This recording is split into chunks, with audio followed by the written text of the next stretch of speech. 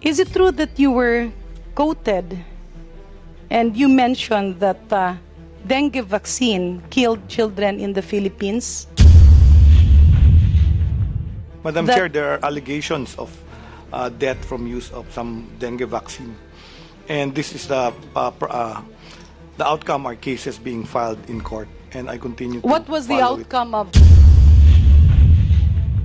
I'm not saying because I mean to be frank about it, I was one of those accused.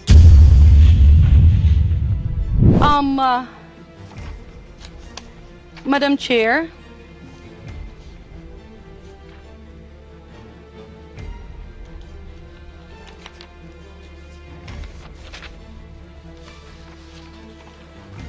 eto, I really don't want to ask this, but I was requested by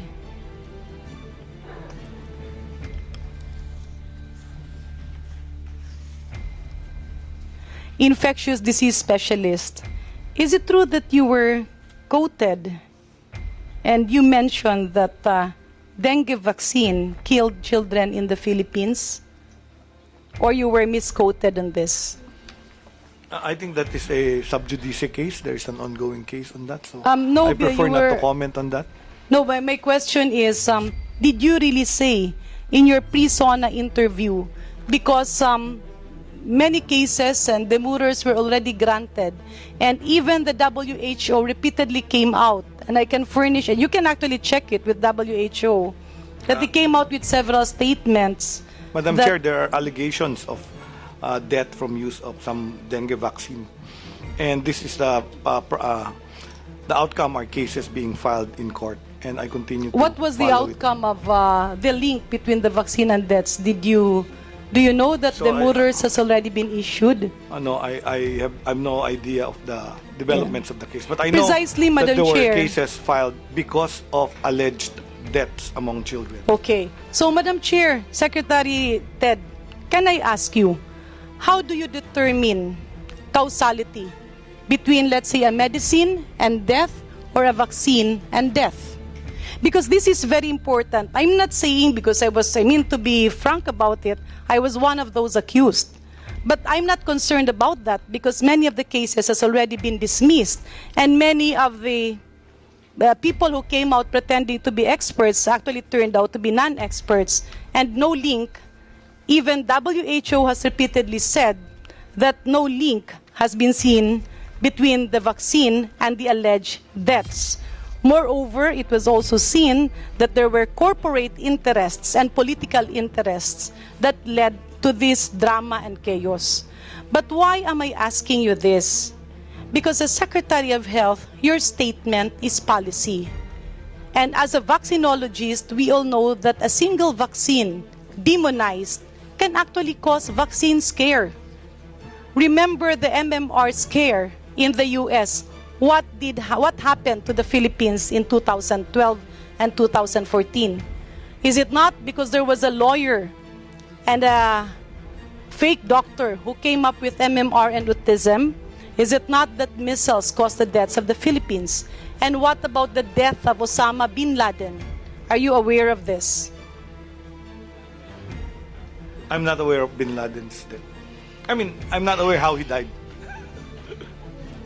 Madam Chair, with due courtesy, very quickly, kasi napaka-importante po, with every statement of a Secretary of Health comes responsibility. Ayaw po natin na napupolitika ang kalusugan. Kasi pag pinupolitika ang kalusugan, ang kawawa ang taong bayan. Yung mga politiko, mawawala lang yan. Pero yung taong bayan yung kawawa.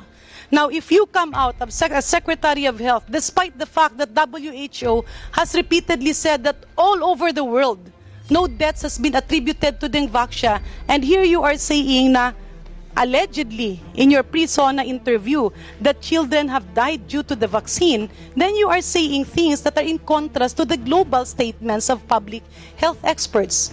When Osama bin Laden was targeted, of course he's a bad man because he was allegedly the, how do you call that, the mastermind of the 9/11 event.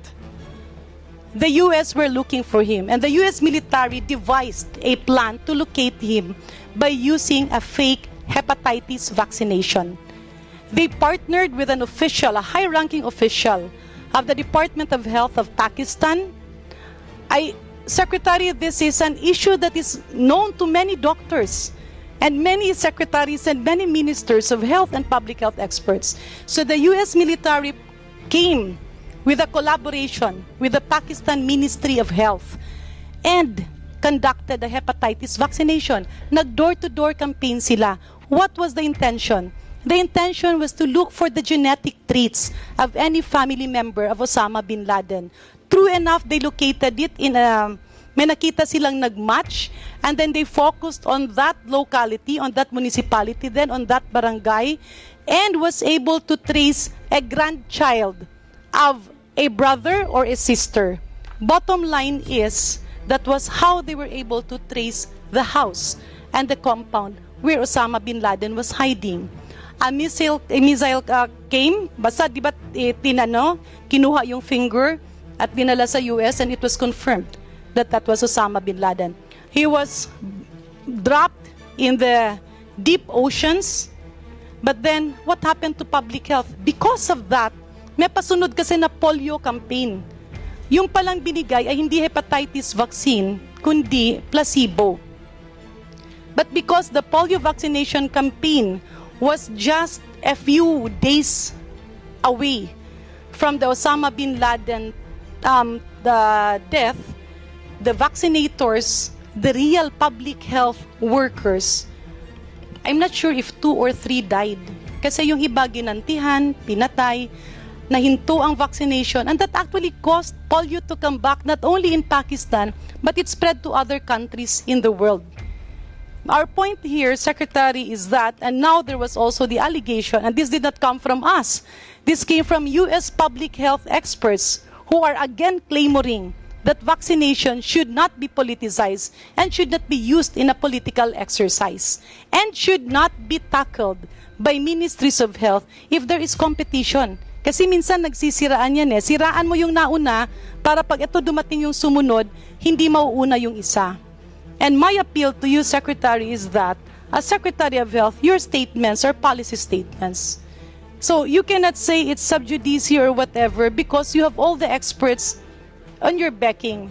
And now coming out and saying that dengue vaccine caused deaths, despite the WHO repeatedly saying that it did not cause deaths, then that is actually something that will again create public scare. And as a medical doctor, you know that WHO has a 2-page formula to determine causality. Are you aware of that, Secretary?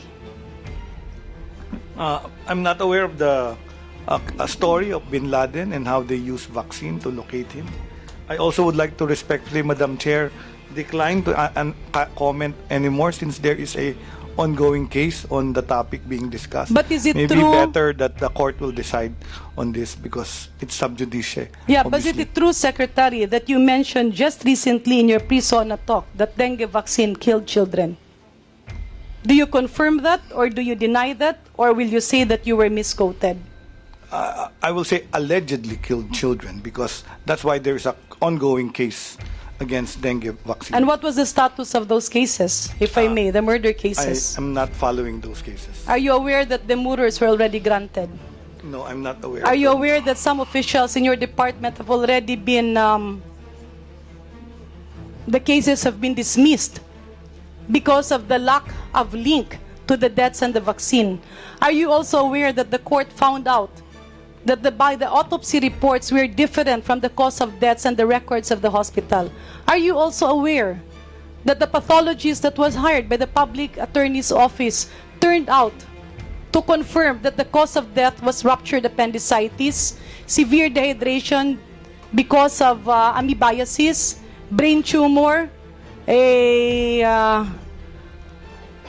ruptured, I believe there was also an allegation of HIV, leptospirosis, full-blown AIDS. So are you aware of Again, this? I do not know the details of the ongoing case and I refuse to comment. Because, respectfully, Madam Chair, Your Honor, with due courtesy to Secretary HERBOSA, if you do not know the parameters of the causality between a vaccine and death, then you should have shut your mouth. Because every time you mention a statement alleging that vaccines cause deaths, that's actually contributing to vaccine scare. So, right and left, nagkakampanya kayo na magpabakuna yung mga tao. Right and left, tumutulong kaming nasa pribadong sektor. Right and left, nahihirapan tayo. You have pertussis outbreak. We had polio outbreak. We had mumps and measles deaths just because of a very poor vaccine coverage. Napakahirap ibalik ang tiwala ng tao. And the Secretary of Health, whenever you release a statement, it should be backed by science. Napakadali mong tawagan ng WHO. They have been releasing different statements repeatedly. Napakadali mong i-check. Mga tauhan mo yan sa DOH eh. Napakadali mong tanungin kung tama ba or naging peke ba ang autopsy report. Napakadali mong tulungan ang ating taong bayan na huwag maulit ang infodemic or fake news. Public health should not be politicized. Now, if you are saying you don't know, you have not read that, then it is your paramount duty to research and to review because you are the Secretary of Health. We cannot have irresponsible statements here which would have an outcome on the general public. Now you are saying that there is a new dengue vaccine, and I myself, as a vaccinologist, lauds that regardless of what company. But if you are saying vaccines kills, vaccination kills without proof, then that's a different matter. I do hope, Madam Chair, that the Secretary of Health will refrain from issuing irresponsible statements. Because kapag sinasabi natin ang mga bagay na mali, dahil Secretary of Health ka, maniniwala yung tao. Kapag maniwala sila, is there accountability on people who have caused the decline in vaccine confidence? There's none. In other words, Madam Chair, the Secretary has to realize that with his statements comes responsibility. Hindi pwedeng kanina pa paulit-ulit yung statement mo eh. Minsan iba yung sinasabi mo, then later on mag-change ka ng sasabihin. Yes, there are cases filed in court, then find out if really there was a link. And if there is a causality on WHO, you must base it on facts. Hindi po ba, Madam Chair, Secretary HERBOSA, if you talk about medicines and causality, hindi po ba meron niyang graph na sinusunod ang WHO? Are you aware of this or no? Let's not talk about vaccines. Let's talk about any drug and complication. Okay, example, ito ay gamot. Let's say gamot contra pertussis. Pinainom mo ito sa 100 children na nagka-pertussis. Pinainom mo naman ito sa 100 children na walang pertussis. Di ba that's how you compare? Did the incidence o dito, nagkaroon dito ng namatay? Yung nakainom ng gamot na namatay, ilan naman yung hindi nakainom ng gamot na namatay? In other words, this is the medicine. You have 100 children who took the medicine and 3 of them died dahil nasagasaan, na aksidente, nagka-appendicitis. Dito naman sa 100 na hindi nakainom ng gamot, 5 ang namatay, iba-iba din ang reason. Do you look at that as statistically related or not? Depending on the protocol design, if that's No, we're talking design about and the outcome. WHO causality. Okay, simplihan ko, Sec, ha? The WHO causality is a 2-page document. That's even available online. You can check on that. Ito yung gamot. You have 100 children here given the medicine. You have 100 children here hindi nabigyan ng gamot.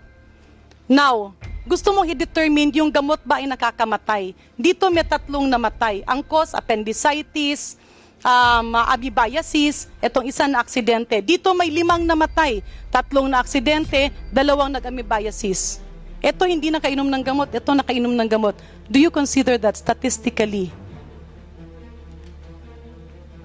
That has to be, the conclusion has to be done under a controlled trial so that the conclusions can be valid. In research, you have to have the protocol design. You cannot make Sec, conclusions. it's not actual research, it's experience. causality. We're talking about causality. Did this medicine cause deaths on these children? Ulitin natin. Ito yung gamot. Meron kang 100 bata, pinainom dito. Meron kang 100 bata dito, hindi uminom ng gamot. You're getting me, Sec?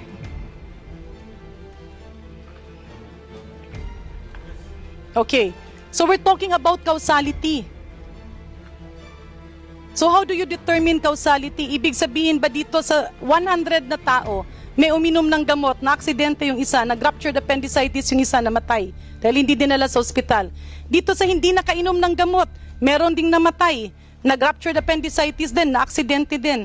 Will you attribute this medicine to the death of these 2 children in the 100 people who took the medicine as compared to the 100 who did not take the medicine? That's how you determine causality, right? No, you determine causality through a process of research which we call harm reduction. So the idea of identifying drugs that cause harm is to do harm studies. And once you do, those harm studies are very difficult to do because the numbers required are numerous. And this is why we have phase 4 trials. And that's why certain drugs are stopped at phase 4 because there is possible harm. When possible harm is Precisely. causality. So in the Precisely. Philippines, the dengue vaccine was stopped Why? because there was Maybe we thought can of ask harm. Secretary. Yeah. Okay, Secretary Duque, why did you stop the dengue vaccine? Because of harm issues or was it because of compliance? Well, initially, the Sanofi had released a statement about the safety of the Dengvaxia vaccines. And, Was it a safety issue or an application for relabeling? well, that insofar as my recollection is concerned, yung relabeling came after. But the immediate announcement that led us to terminate the program. In your press statement, you mentioned that you stopped the vaccination program. I'm doing this because the elephant has to be addressed to the room if the DOH really would like to pursue and increase vaccine confidence.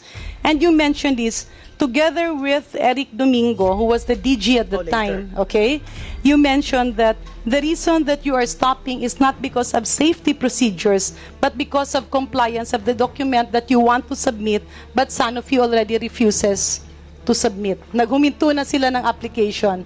They didn't want to comply anymore. Can you confirm that? Yeah, I confirm that, but the timelines differ in the Okay. sense, yes. Okay. So it was not a safety issue. Can you confirm that? Eventually, it no longer was a safety issue. Okay. So just so we have that on the record. And again, Sec Ted, this is not about me or you or anybody else in this room. This is about vaccine confidence and the general public. And you are right. There's a process. So you cannot just say, kunyari, may nagmarites sa akin na, uy, ganito, nabuntis si ganyan. Of course, ipapa-pregnancy test ko yan before I release a statement. And as Secretary of Health, especially if you're talking about SONA, where one of the thrusts of this administration is increased vaccine coverage, maguguluhan kasi yung mga tao. Kapag nag-a-advocate ka ng increased vaccine coverage, ang dami ngayong namamatay sa pertussis, stock out kayo sa bakuna. Ang dami ngayong may mga bulate, ang dami nyong nag-expire na mga praziquantel. Ang dami nyong binibiling mga gamot, nililibing siya kasi nag-expire. But we are not saying this to the people because that will create public uproar. And now if you are coming out saying things without factual basis and without scientific backup, then that is infodemic. And I believe that is something that a Secretary of Health, sitting Secretary of Health, advocating public health, with a confirmed earlier desire to amend the Universal Healthcare Law, will not say. So babalik ako dun sa tanong mo. So ang ibig mo bang sabihin in the Universal Healthcare Law, we stick with the requirement of completed phase 4 prior to issuance of a CPR? For that particular issue, I agree with you. A phase 3B, 3A will be sufficient for FDA approval as long as the phase 4 is monitored. Unlike the one that happened wherein it was never monitored and there were no reports of Which adverse one? events. Which one? Yung sinabi ni Secretary Duque. No, Gumawa ng phase 4 eh. Hindi, walang post-marketing surveillance. no, I believe there was phase 4, but Secretary Ubial stopped it. Yeah, so yeah, that's the problem, Sected. You review the documents in your office. Yeah, review the documents. Review the documents in your office. Kasi I even came across a study of Lena Lopez who was trying to, may she rest in peace, who was trying to determine the impact of a single dose or a 2-dose regimen. Kasi 3-dose siya dapat. And the protection actually starts, the significant protection starts at 2-dose. Okay. So if you are doing post-monitoring surveillance, you have to do it while the product is being used. Di ba ikaw na rin nagsabi, mo-monitor mo because the product is being used. So how can you monitor a product if it's not being used? Can you continue post-monitoring surveillance if the product is discontinued? No, you cannot. Yeah, precisely. So can you commit, Secretary, that your subsequent statements will already be backed up by science and facts? Yes, I commit to that. Thank you very much, and thank you very much, Secretary Duque. So again, Madam Chair, pasensya lang, humaba lang tayo dyan. I'm somehow passionate in vaccination kasi marami na ang umatras eh. And we really want to give up and give it to the younger ones. Unfortunately, walang mga pumapasok. May we know, what's the status, Secretary, of your pentavalent vaccine? Kasi, di ba ang dami ngayong nagkaka-pertussis? Ilan ba yung namatay sa pertussis? If I recall, the last time I saw was about 80, I think, were the deaths. But the pertussis cases have declined. So has the measles after our MORI, measles outbreak response So when are immunization, the vaccines and coming? our pentavalent vaccination for pertussis. We also did outbreak response, and our pertussis cases have gone down. So when are the vaccines coming? This July. 26 there, July 26, according to our program. To do, yun yung tanong dati ni Kong Stella, yung mga bata na you give the pentavalent vaccine at 1.5, 2.5 to 3.5 months old, right? Yeah. So ngayon, dahil tumatakbo na yung mga bata, The target's still the same. Those that are supposed to receive them will be receiving the program, and then we will do catch up. okay. Sec, what is the implication if you do catch up? You have to increase the requirements of the doses that are procured. I mean, we procure more because we estimate based on people in the. No, you still give them 3 doses, Sec. We still give them 3 doses, but if you miss them and then do catch up, No, you will need more. okay. My question is, what is the implication for those who are not vaccinated at a recommended age? Di ba hindi sila nabakunahan 1.5, 2.5 to 3.5 months old. Ngayon magka-catch up ka, let's say 1 year old na sila or iba 2 years old. Ano yung implication nun? There are more children at risk. You can have outbreaks. You can have outbreaks and you can have more children dying between 6 months old to that age na mag-e-epekto na yung protection nila. Kunyari, nabakunahan sila at 1 year old. The protection will come probably at 1.5 years old.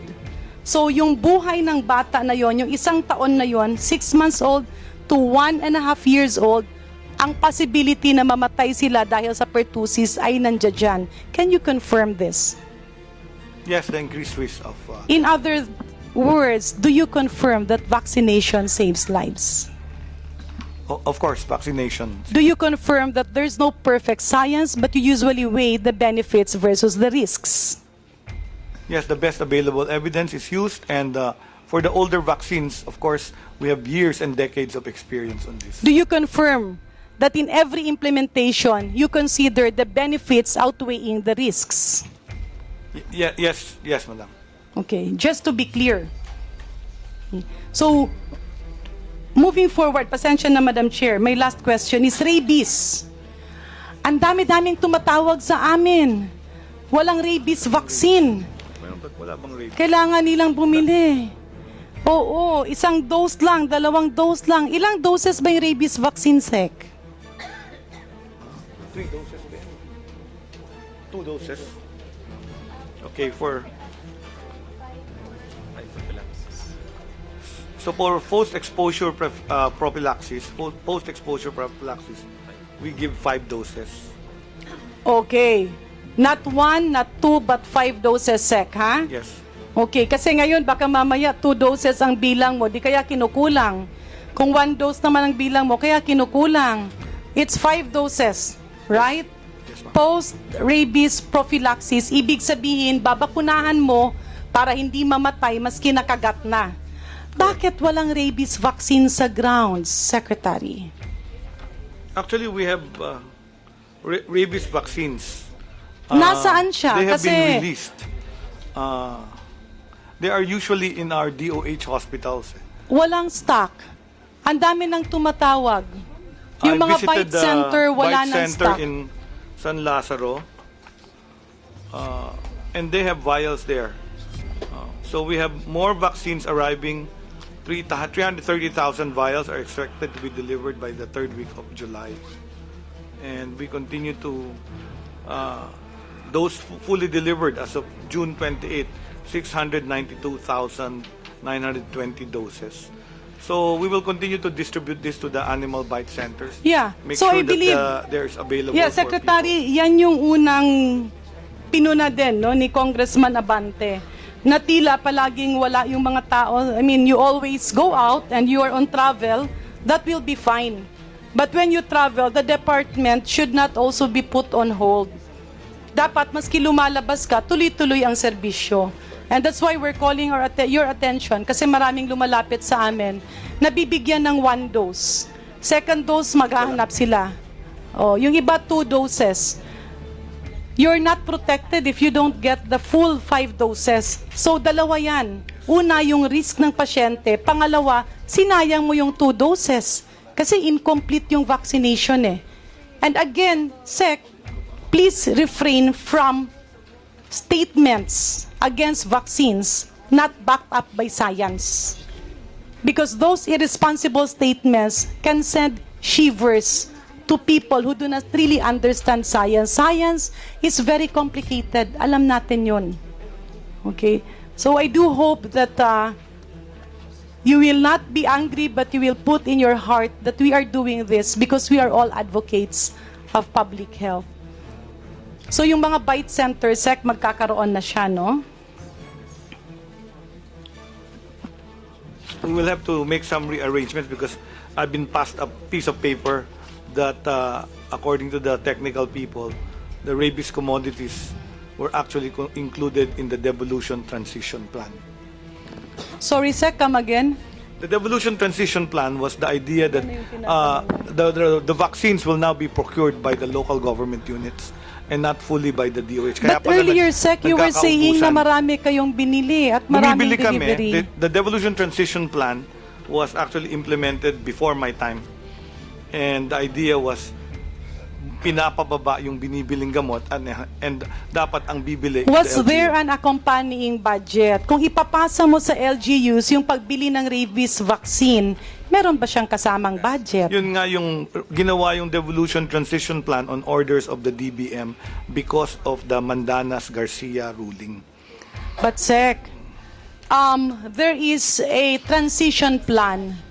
Pero marami pa rin commodities ang binibili nyo. And mind you, the DOH is the #1 biggest buyer so that you can buy in terms of economies of scale. So kung bibili ka in terms of economies of scale, marami kayong matutulog. Teka, let me check. Eh di ba nung nag-present kayo ng budget sa DBM, ba't kayo humingi ng budget for rabies vaccine if that has been devolved already? We requested because the devolution transition plan was never implemented because Ayan, DBM no? said there was no money. 495 million 464 lang, ma'am. rabies commodities for 1.2 million population. So meron kayong 495 million. 464. You have 495 million for rabies. Yes. So where is this now? Yan yung kino-quote ko na available and being delivered.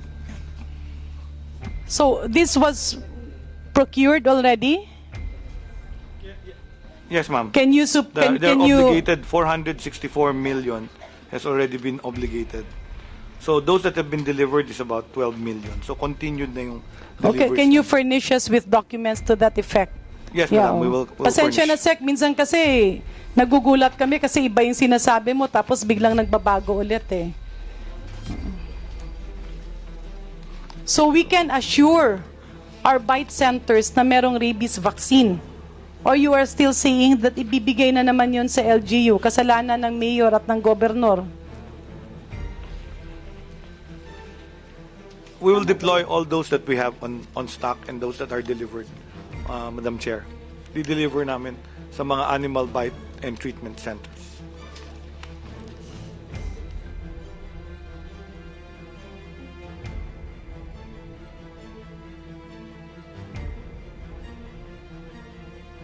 Ilan yung namatay sa rabies for 2023? No, for 2023, it was more or less 200 plus. Documented lang yan eh. Any life is still a life. Maski isa, maski dalawa. 200 deaths. Pero meron silang 495 million for procurement of rabies vaccines.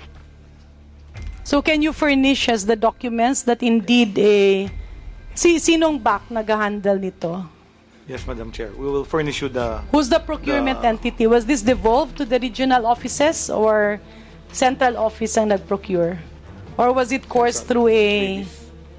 Central. That's for 2024, right? Wala siyang 2023, diyan. May CONAP. Okay, may CONAP. So how much is your CONAP for rabies vaccine? Ongoing CONAP. Na-utilize na pala lahat. All obligated. 483. How So much it's was the only- budget for rabies vaccine 2023? 463 and 560 million. For 2024? 86 million. 300. 111.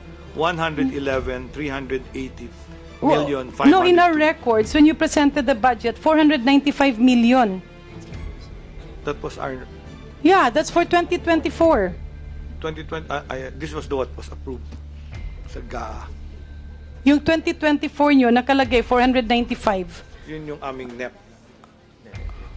Tama ba? Nabawasan siya. 111, yes. Actual allotment is, tama, 111. It's correct. The actual allotment was 111. So why was it reduced? And where did the 380 million went to? Yeah. 111. That's the correct I hope you amount. don't mind, Sec, kasi alam mo, hindi siya katanggap-tanggap na maraming namamatay sa rabies. At hindi katanggap-tanggap na mabibigyan ng isa, dalawa, pagkatapos mamamatay pa rin kasi wala siyang pambayad sa 3rd, 4th, and 5th dose. Yeah. And even if it was devolved, wala namang perang binabaan, may budget kayo eh. So, in other, can you give me the documents for that? Yeah. Apologies, Madam Chair. It took me some time. Kasi si Sected, pag tinatanong mo, ikot ng sagot eh. And so, just a very gentle and polite reminder. Let us all base our statements on facts and science, not on mga marites and chismis, because as secretaries and as alter egos of the President, with power comes responsibility. And every statement is actually a policy. I hope you understand, Sec, because it's not good for our vaccinators and our DOH officials and employees to be put on the hot seat dahil lang sa mga marites. Thank you, Madam Chair. Salamat, Honorable Garin. Where do you get your energy? Ano bang kinain mo?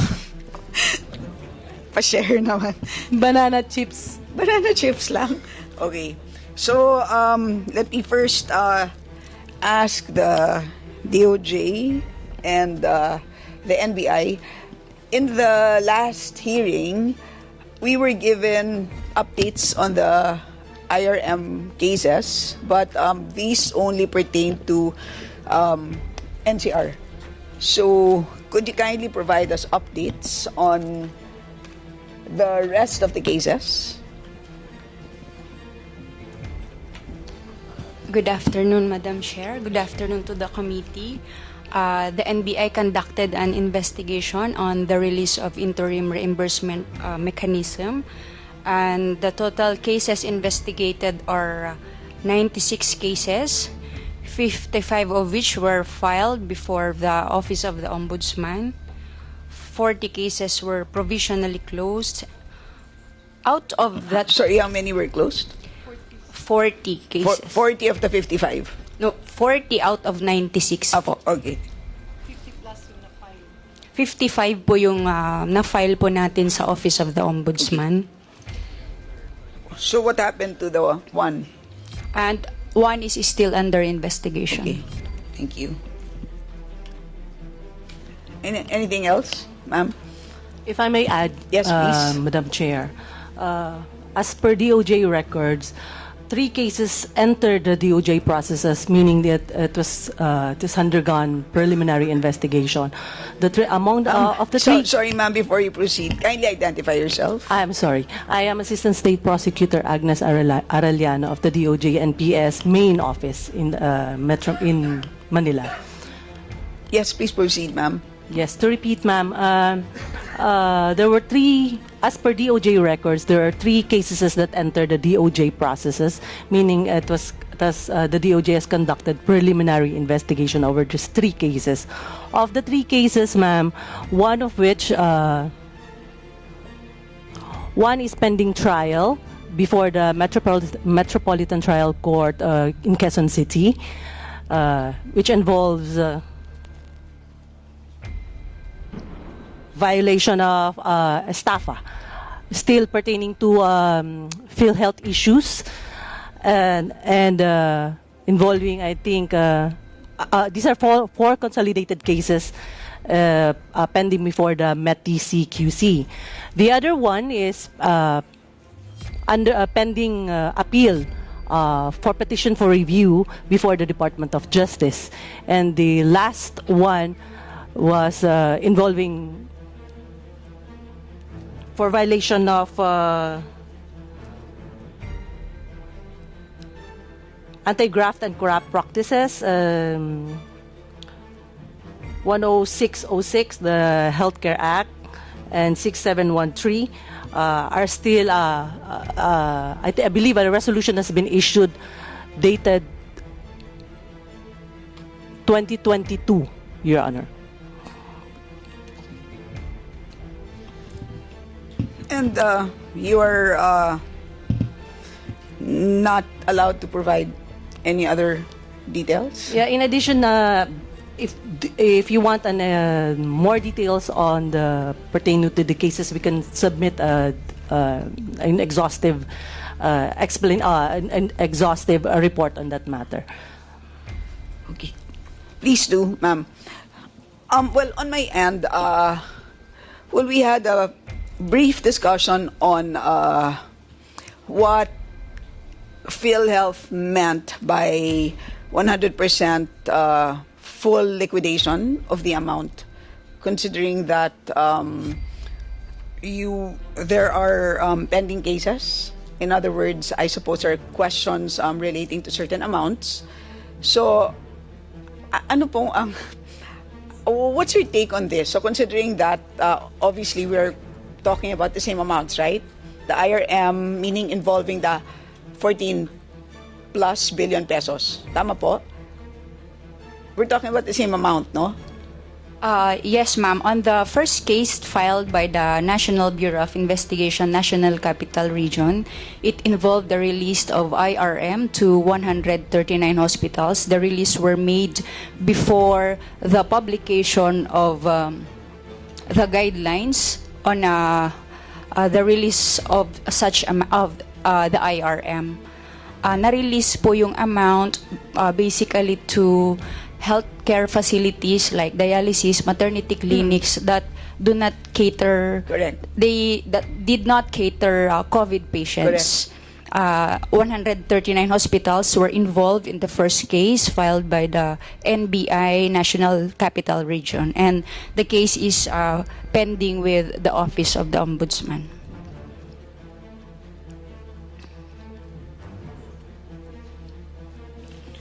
Okay, so ano ang maaasahan natin sa cases na to in case there's an adverse finding in the end? Actually, the cases filed by the NBI were the basis of the Office of the Ombudsman in ordering the preventive suspension of several PhilHealth officials, ma'am. And on the part of the NBI, we have filed our position paper on the administrative cases because I believe the Ombudsman is still currently investigating the cases filed by the NBI. And in the event po na magtuloy po yun sa court, we will hold the persons responsible for the release of those funds that it did not follow the procedure will be charged before the courts po. So, I suppose from an appropriation perspective, wala ba kayong recommendation sa amin? Kasi parang, ang nangyayari kasi is, kung wala po kayo dito at hindi nyo kami binibigyan ng ganyang information as far as we are concerned, ang malalaman lang po namin is that properly liquidated. So, hindi ba dapat parang in a situation where questionable ang certain transactions, hindi ba dapat at a certain point dapat there has to be a kind of procedure, I mean a kind of, I don't know what you can call that, but some kind of preventive action, and therefore hindi ba dapat ganon so that hindi siya dapat matag as it's liquidated and therefore okay na yan. Kasi parang as far as we're concerned, you get what I mean? As far as we're concerned, parang sa pag nire-report sa amin, okay na yan, disbursed na yan, pwede na. And then proceed na kayo sa susunod na budget cycle. Ma'am, these cases po, Madam Chair, were filed before the Commission Audit and the PhilHealth released their findings on the liquidation. So, nag-file po kami ng kaso bago po yung liquidation na kinandak po ng PhilHealth. Oo nga, pero hindi ba dapat at that point, hindi na dapat yata mag-proceed sila to liquidate, di ba? Kasi ang nangyayari is, parang ang intindi ko and we can of course validate it, tama ba, Attorney Eli, na 100% of the IRM funds had been fully liquidated? In other words, na nagastos na and therefore and na-explain na fully and sufficiently as far as PhilHealth is concerned. Tama po? Madam Chairperson, that's correct based on the COA report, Madam Chairperson. Okay. So I mean that's a point that I wish to make. So as far as they're concerned, parang okay na, sufficient na ang paggastos. Pero you had already made an initial finding na potentially, hindi ba dapat parang there's a preventive action that can be taken na hindi na dapat gastusin? Kasi parang they went on to kasi diba ito sa advance, so naka-lodge yung budget doon sa facilities na kahit na hindi sila nagki-cater to COVID patients. But then, was there an attempt to return the funds? Parang hindi, di ba? Kasi they proceeded to liquidate. Tama ba, Attorney Eli? Was there an attempt to return the funds? Madam Chairperson, I think The funds remained with the facilities. Tama ba, Attorney? that's correct, Madam Chairperson.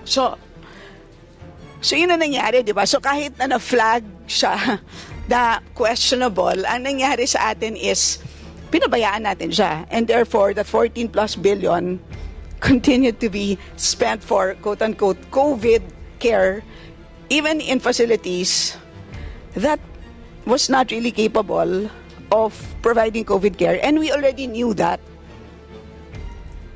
So, yun po. Yes, ma'am. I understand. The NBI initiated the investigation because of the funds were already released to these hospitals, and the amount involved in the investigation in the 139 hospitals initially investigated by the NBI NCR is 2.7 billion. Okay, so anyway, I suppose it's water under the bridge. I guess the point being, no action was taken such that nagtuloy-tuloy pa rin ang naging spending doon sa facilities na to, such that in the end, whatever was transferred in the beginning was in the end fully spent. Tama ba yun, Attorney Eli? Madam Chairperson, Yes, Attorney. when the investigation started, we, PhilHealth, based on records, suspended the implementation of the IRM, Madam Chairperson. So the initial, Attorney, just to clarify, yung initial na amount, which was 14 plus billion, was that, yun ba yung fully liquidated? Yes, Madam Chairperson. Oh, so that's what I meant. So kung ano yung initial na ni-lodge ninyo sa mga facilities, even if in the interim we had already flagged as problematic, in the end, ginastos pa rin and fully liquidated. Tama po, Attorney Eli? That's correct, Madam Chairperson. So anyway, so I suppose yun na lang. I just wanted to put that on record that that is the situation. And on your end, ma'ams, could you just kindly submit to us the full report? Kasi nasa amin lang po, I believe, is yung NCR. On Friday, we have submitted the update on the investigation on the interim reimbursement mechanism of the PhilHealth.